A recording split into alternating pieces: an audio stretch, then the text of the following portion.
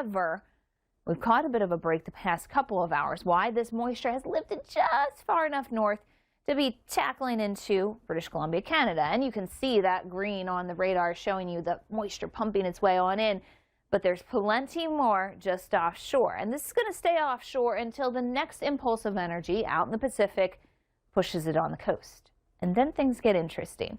But for the Sierra, so tomorrow night we are really talking about the wet weather.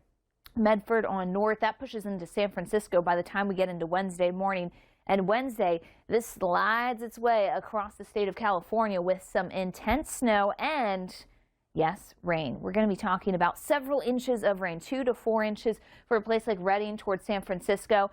So we will be dealing with that. In the Sierra, it actually changes into snow, and we'll have feet of snow, 1 to 2 feet for Donner Pass. But there's another storm. That's Friday, and it pushes its way a little farther south. Clips in, and lowering snow levels means we get snow in some of the southern California mountains. Big about whether rain or snow. When should you be using your headlights to drive? The laws aren't always the same in every state. Emmy Victor has those details.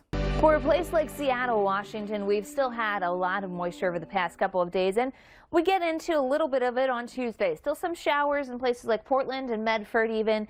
Temperatures, though, still fairly mild as most of the next storm system waits just offshore. We'll get into a lot of that Tuesday evening with some heavy rainfall. The rest of the West still looking quiet, lower 60s in Denver.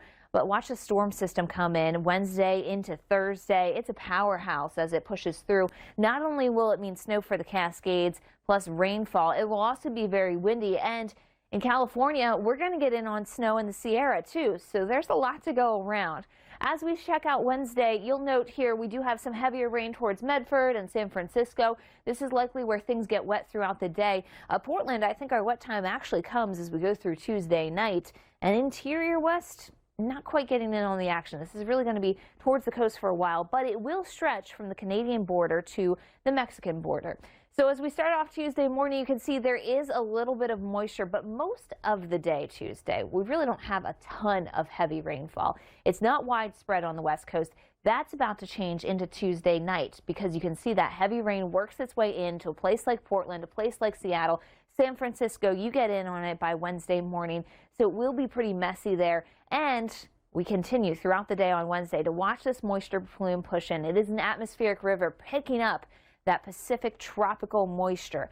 And that's why we will have several inches of rain, especially for the northern part of California, where we can actually see as we go through Thursday night, 2 to 4 plus inches of rain. Places like San Francisco can also get in on some of that heavy rainfall.